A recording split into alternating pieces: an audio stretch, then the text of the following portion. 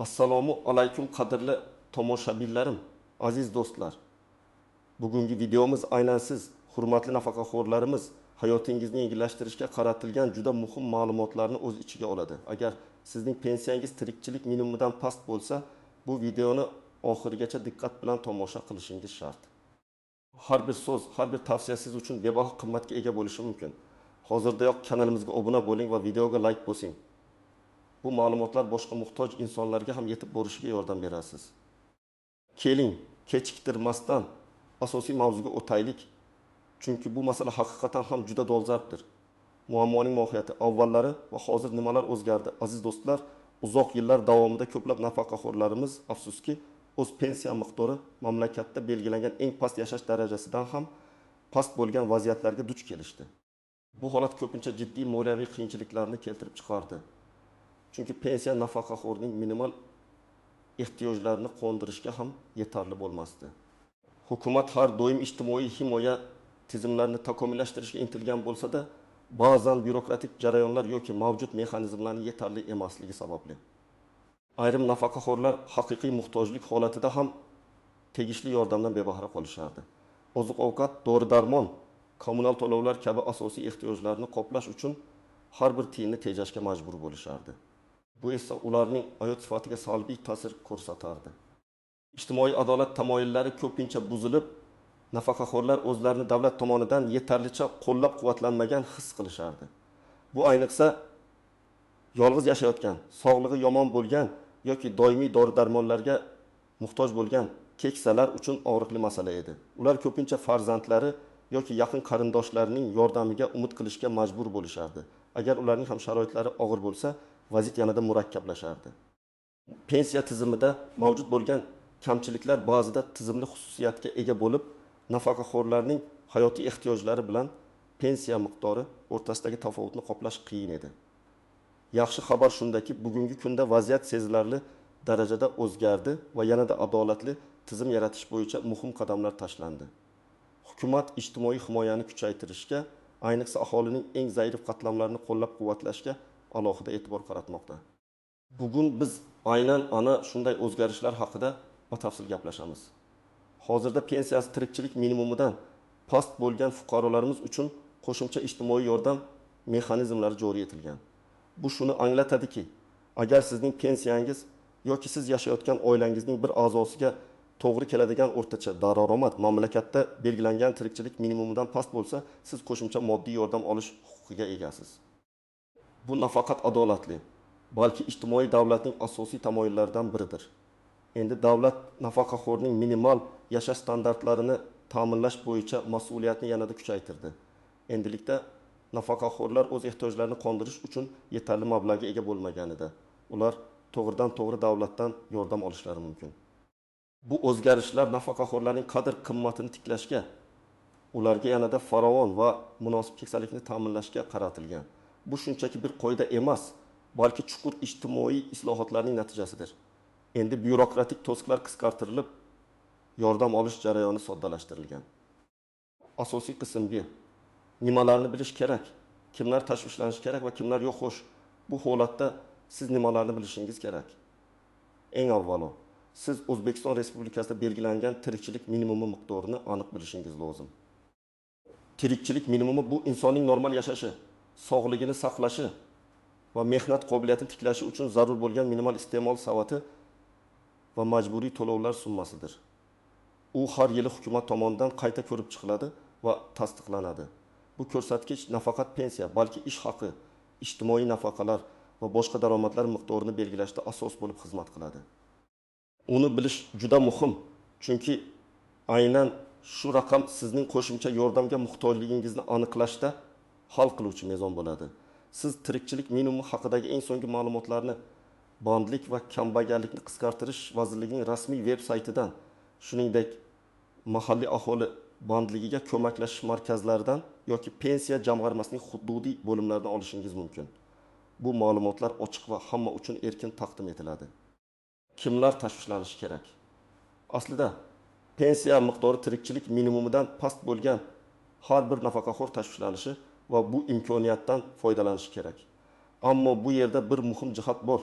yordam ko'rsatishda faqatgina sizning shaxsiy pensiyangiz miqdori emas, balki siz yashayotgan oilaning har bir a'zosiga to'g'ri keladigan o'rtacha oylik daromad hisobga olinadi.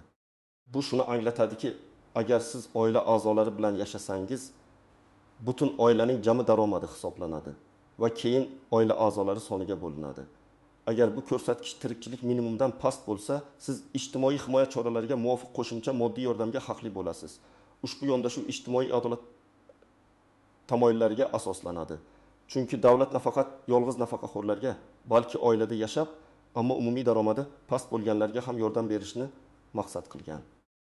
Bu yerda e'tibor berish kerak bo'lgan narsa shuki, daromadga nafaqat ish haqi yoki pensiya, balki boshqa barcha turdagi mablag'lar, masalan, yer uchastkasidan olingan daromad, ijara haqi, chet eldan kelgan pul o'tkazmalari va boshqalar ham kiradi. Har bir oila a'zosining barcha daromadlari shaffof tarzda hisobga olinishi shart. Kimlar tashvishlanishi shart emas. Agar sizning shaxsiy pensiyangiz tirikchilik minimumidan past bo'lsa-da, siz yashayotgan oilaning har bir a'zosiga to'g'ri keladigan o'rtacha oylik daromad tirikchilik minimumidan yuqori bo'lsa, afsuski, siz bu turdagi qo'shimcha moddiy yordamga haqli emassiz. Davlat yordami eng avvalo haqiqiy muhtoj oilalarga qaratilgan bo'lib, umumiy farovonlik darajasi yetarli bo'lgan oilalarga tarqatilmaydi. Shuningdek, agar sizda yoki oilangizda katta mol-mulk, masalan, 2 ta yoki undan ortiq uy, qimmatbaho avtomobil mavjud bo'lsa, bu ham sizning yordamga muhtoj emasligingizdan dalolat berishi mumkin. Davlat har bir holatni individual tarzda ko'rib chiqadi va to'liq ma'lumotlar asosida qaror qabul qiladi. Keling, bir nechta real misollar orqali vaziyatni yanada tushunarliroqlaylik. Tasavvur qiling, O'zbekistonda hozirgi kunda tirikchilik minimumi taxminan 6 million so'm deb belgilangan. Bu raqam o'zgarishi mumkin. Shuning uchun doimiy ravishda aniq ma'lumotlarni tekshirib borishni unutmang. Misol bir yolg'iz nafaqaxo'r, o'lim aka yolg'iz yashaydi. Uning oylik pensiyasi 5 ming so'm. Boshqa hech qanday daromadi yo'q. Bu vaziyatda olim akaning pensiyasi 6 ming so'mlik tirikchilik minimumidan past. Demak, olim aka qo'shimcha moddiy yordam olish huquqiga ega. Uning arizasi ko'rib chiqiladi va agar boshqa talablarga javob bersa, unga tirikchilik minimumi darajasiga yetkazish uchun qo'shimcha mablag' ajratiladi. Bu qo'shimcha mablag' taxminan 2 ming so'm atrofida bo'lib, uning umumiy daromadini tirikchilik minimumiga tenglashtiradi. Bu uning asosiy ehtiyojlarini qondirishda muhim ahamiyatga ega bo'ladi. Misol 2. Oila bilan yashovchi nafaqaxo'r. Fotima aya o'zining 2 nafar farzandi va bir nabirasi bilan yashaydi. Oilada jami 4 kishi. Fotima ayaning pensiyasi 2 million so'm. Uning o'g'li oylik 2 million so'm, kelini esa 1 million so'm maosh oladi. Nabira talaba daromadi yo'q. Oila jami daromadi 500 ming. Fotima aya plus 2 ming, o'g'li 500 ming, kelini 4 million so'm. Oila a'zolari soni 4 kishi. Har bir oila a'zosiga to'g'ri keladigan o'rtacha daromad 4 million so'm. Bu summa tirikchilik minimumi 600 ming so'mdan ancha yuqori. Demak, Fotima ayaning pensiyasi shaxsan tirikchilik minimumidan past bo'lsa-da, oilasining umumiy daromadi sababli u qo'shimcha moddiy yordam olish huquqiga ega emas. Bu holatda Fotima aya o'z oilasiga ishonishi mumkin, chunki ularning umumiy daromadi oilaning normal yashash uchun yetarli hisoblanadi. Misol 3. Nafaqaxo'r va uning qo'shimcha daromadi. Murod aka nafaqada, uning pensiyasi 5 ming so'm. Lekin u bozor atrofida har kuni bir necha soat taksichilik qilib, oyiga qo'shimcha 1 ming so'm daromad topadi. Murod aka yolg'iz yashaydi. Murod akaning jami oylik daromadi 5 ming, pensiya, mehr ming, qo'shimcha ish 7 ming so'm. Bu summa tirikchilik minimumi 6 ming so'mdan yuqori. Demak, Murod aka ham qo'shimcha moddiy yordam olish huquqiga ega emas. Chunki uning umumiy daromadi tirikchilik minimumidan ortiq. Bu misol shuni ko'rsatadiki, nafaqaxo'rning har qanday manbadan oladigan daromadi e'tiborga olinadi va bu juda muhim.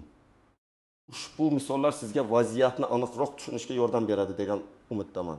Har bir holatda individual yondashuv va aniq hisob-kitoblar talab etiladi. Shuning uchun daromadingizni to'g'ri baholash va barcha hujjatlarni to'g'ri tayyorlash muhimdir.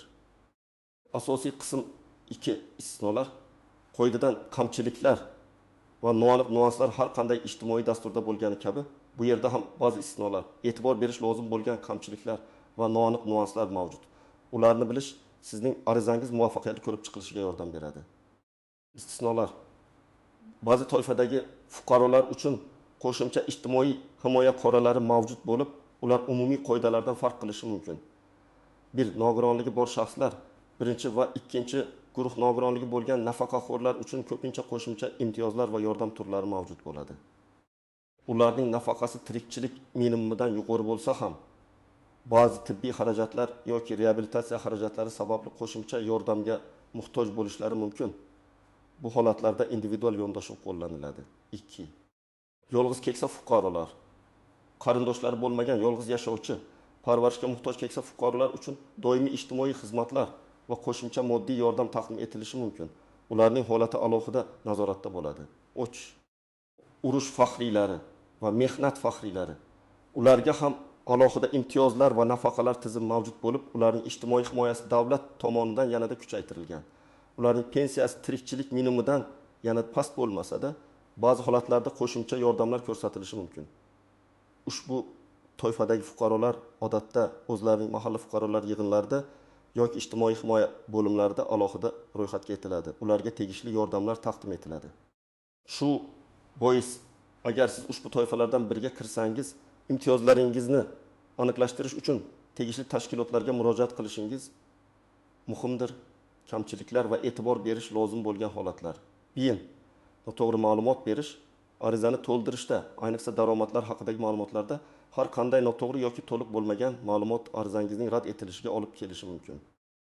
Davlat organlari barcha daromadlarni tekshirish imkoniyatiga ega. Qasddan noto'g'ri ma'lumot berish hatto qonuniy javobgarlikka ham tortilishingizga sabab bo'lishi mumkin.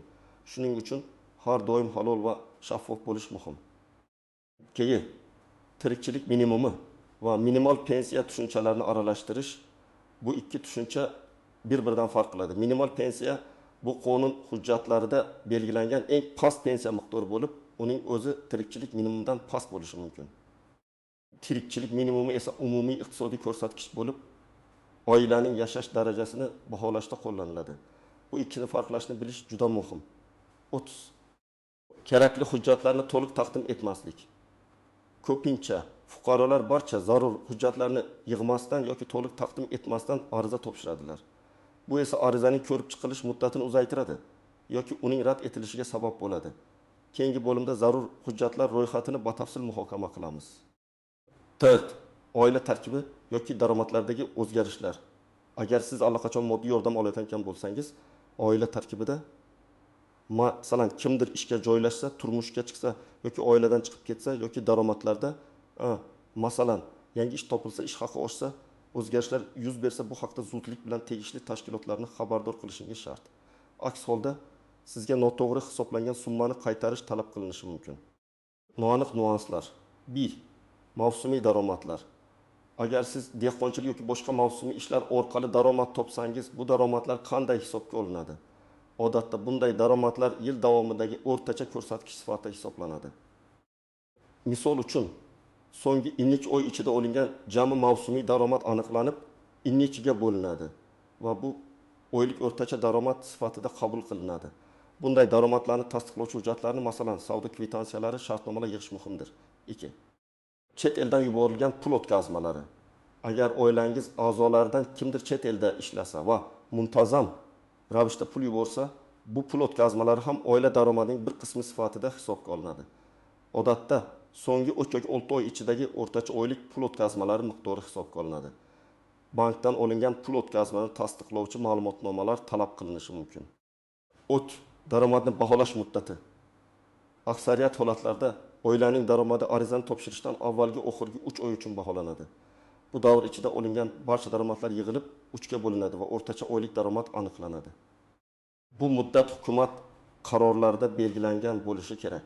Shuning uchun aniq muddatni tekshirib olish foydadan xoli emas. 4. Pensiya va nafaqa o'rtasidagi farq. Biz odatda pensiya deganda keksalik, nogironlik, boquvchisini yo'qotganlik pensiyalarini tushunamiz. Nafaqa esa ijtimoiy yordamning boshqa turlarini, masalan, bolali oilalar uchun nafaqalar, moddiy yordam nafaqalari, ishsizlik nafaqalarini anglatadi. Siz oladigan qo'shimcha moddiy yordam ko'pincha moddiy yordam nafaqasi shaklida taqdim etiladi. Bu ham ijtimoiy nafaqa turiga kiradi. Bu terminologik farqlar sizning huquqlaringizni tushunishda muhim bo'lishi mumkin.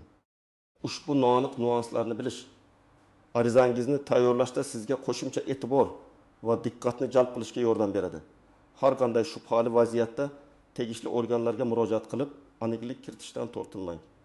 Amaliy maslahatlar, nimalar qilishingiz kerak? Endi eng muhim qismga, ya'ni amaliy qadamlarga o'tamiz. Sizga aniq ko'rsatmalar beraman.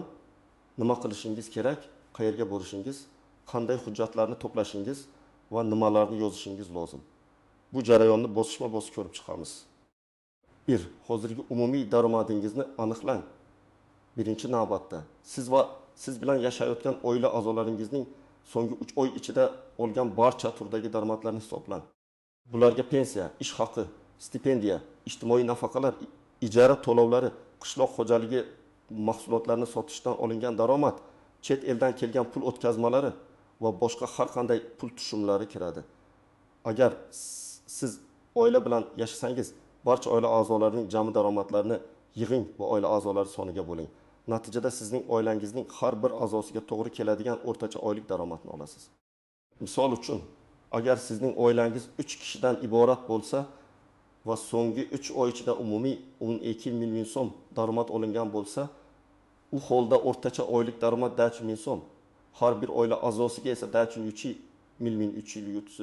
333 so'm to'g'ri keladi. 2. Rasmiy tirikchilik minimum miqdorini tekshiring. O'zbekiston Respublikasida belgilangan tirikchilik minimumi miqdorini aniqlash uchun bandlik va kambag'allikni qisqartirish vazirligining rasmiy veb-saytiga, Mehnat.uz yoki My.Bakka.gov.uz portali orqali tegishli bo'limlarga kirishingiz yoki mahalliy aholi bandligiga ko'maklashish markaziga murojaat qilishingiz mumkin. Bu raqam har yili yangilanadi. Hozirgi raqamni aniq bilishingiz sizning keyingi harakatlaringiz uchun asos bo'ladi. Kerakli hujjatlarni to'plang. Bu jarayonda eng muhim qadamlardan biridir. Hujjatlar ro'yxati quyidagilarni o'z ichiga oladi. Pasport sizniki va oilaning barcha voyaga yetgan a'zolariniki. Pensiya guvohnomasi sizning va oilada pensiya oluvchilarning. Oila tarkibi to'g'risidagi ma'lumotnoma mahalla fuqarolar yig'inidan olinadi. Unda oilangizdagi barcha shaxslar, ularning yoshi va sizga qardoshlik darajasi ko'rsatiladi. Barcha oila a'zolarining daromadlari to'g'risidagi ma'lumotnomalar, ish joyidan maosh to'g'risidagi ma'lumotnoma, so'nggi 3 yoki 6 oy uchun. Pensiya jamg'armasidan pensiya miqdori to'g'risidagi ma'lumotnoma. Stipendiya oluvchilar uchun o'quv yurtidan ma'lumotnoma. Agar oila a'zolaridan kimdir ishingiz bo'lsa, aholi bandligi ko'maklashish markazidan ishi sifatida ro'yxatga olinganligi to'g'risidagi ma'lumotnoma. Agar siz yoki oila a'zolaringiz mavsumiy daromad yoki chet eldan pul o'tkazmalari orqali daromad olsangiz, bu daromadlarni tasdiqlovchi hujjatlar, bankdan ko'chirmalar, savdo kvitansiyalari, shartnomalar va boshqalar, mol-mulk haqida ma'lumotlar agar mavjud bo'lsa, masalan, yer uchastkasi kadastr, avtomobil uchun texnik pasport, bank hisob raqami rekvizitlari, yordam puli o'tkazilishi uchun. 4. Qayerga murojaat qilish kerak? Sizning arizangizni ko'rib chiqish va yordamni tayinlash uchun bir nechta yo'llar mavjud. Mahalla fuqarolar yig'ini, MFI, eng oson va eng keng tarqalgan usul. Sizning mahallangizdagi ijtimoiy xodimga yoki mahalla raisiga murojaat qilasiz. Ular sizga ariza shaklini beradi va hujjatlarni to'plashda yordam berishi mumkin. Mahalla komissiyasi sizning oilaviy ahvolingizni va muhtojligingizni o'rganib chiqadi. So'ngra tegishli tavsiya bilan yuqori organlarga yuboradi. My.Bakka.gov.uz yagona interaktiv davlat xizmatlari portali. Agar sizda internetdan foydalanish imkoniyati bo'lsa, ushbu portal orqali elektron ariza topshirishingiz mumkin. Bu juda qulay usul, chunki u sizning vaqtingizni tejaydi va navbatlarda turishga hojat qolmaydi. Portalda tegishli xizmatni topib, elektron shaxsni to'ldirasiz va elektron raqamli imzo eri bilan tasdiqlaysiz. Xalq banki bo'limi ba'zi ijtimoiy to'lovlar Xalq banki orqali amalga oshiriladi. Shu bois ba'zi hududlarda Xalq bankining pensiya jamg'armasi bo'limlariga murojaat qilish mumkin. Lekin eng samaralisi avval MFI ga borish yoki My.Bakka.gov orqali harakat qilishdir. 5. Arizani to'ldirish. Ariza shaklida o'zingiz va oila a'zolaringiz haqida to'liq va aniq ma'lumotlarni ko'rsating. Ism-sharifingiz, pasport ma'lumotlaringiz, yashash manzilingiz, telefon raqamingizni aniq yozing. oilaviy ahvolingiz, farzandlaringiz, turmush o'rtog'ingiz va boshqa birga yashovchi qarindoshlaringiz haqida ma'lumot bering. Eng muhimi, barcha daromad manbalaringizni va miqdorlarini halol va shaffof tarzda ko'rsating. Noto'g'ri yoki yashirilgan ma'lumotlar arizangizning rad etilishiga sabab bo'ladi. Qo'shimcha moddiy yordam so'rash sabablaringizni qisqacha bayon eting. Masalan, pensiyam tirikchilik minimumidan pastligi sababli asosiy ehtiyojlarimni qondirishda qiynalmoqdaman kabi. 6.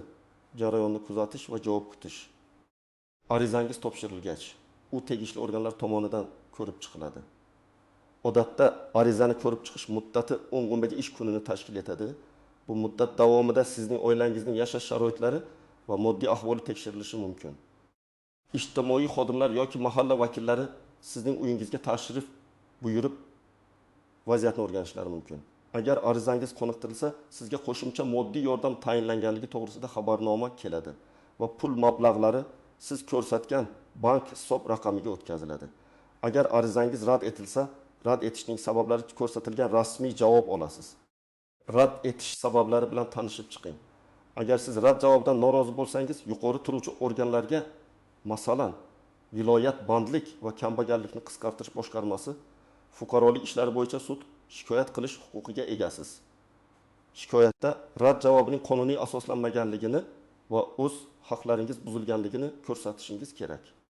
Unutmang, bu jarayon biroz vaqt va sabr talab qilishi mumkin. Ammo o'z huquqlaringizni himoya qilish va zarur bo'lgan yordamni olish uchun harakat qilishingiz juda muhim. Qat'iyatli bo'ling va barcha zarur qadamlarni to'g'ri bajaring. Davlat sizni yolg'iz qoldirmaydi. Faqatgina siz o'zingizning huquqlaringizni bilishingiz va ulardan foydalanish uchun harakat qilishingiz kerak. Xulosa va yakuniy chaqiriq, aziz tomoshabinlar, bugungi videomizda biz pensiyasi tirikchilik minimumidan past bo'lgan har bir nafaqaxo'r qanday qilib davlatdan qo'shimcha moddiy yordam olishi mumkinligi haqida batafsil ma'lumot berdim. Siz bilishingiz kerak bo'lgan asosiy jihatlar, kimlar ushbu yordamga haqli ekanligi, qanday hujjatlar kerakligi va qayerga murojaat qilish kerakligi haqida to'liq tushunchaga ega bo'ldingiz degan umiddaman. Yodingizda tuting, o'z huquqlaringizni bilish va ulardan foydalanish juda muhim. Agar sizning pensiyangiz yoki oilangizning o'rtacha daromadi tirikchilik minimumidan past bo'lsa, sizda qo'shimcha yordam olish imkoniyati bor. Bu nafaqat sizning moddiy ahvolingizni yaxshilaydi, balki davlatning ijtimoiy adolat tamoyillariga sodiqligini ham ko'rsatadi. Bu sizga munosib keksalikni ta'minlash yo'lidagi muhim qadamdir. Bu ma'lumotlar siz uchun foydali bo'lganiga ishonaman. Videoni do'stlaringiz va oila a'zolaringiz bilan bo'lishing. Ayniqsa pensiya yoshidagi yaqinlaringizga yetkazing. Balki bu ma'lumotlar kimningdir hayotini o'zgartirishga yordam berar. Savollaringiz yoki tajribalaringiz bo'lsa, ularni izohlarda yozib qoldiring. Men ularga javob berishga harakat qilaman. Videoga like bosishni va kanalimizga obuna bo'lishni unutmang. Keyingi videolarda yana ko'rishguncha xayr, aziz do'stlar. Sog' bo'ling.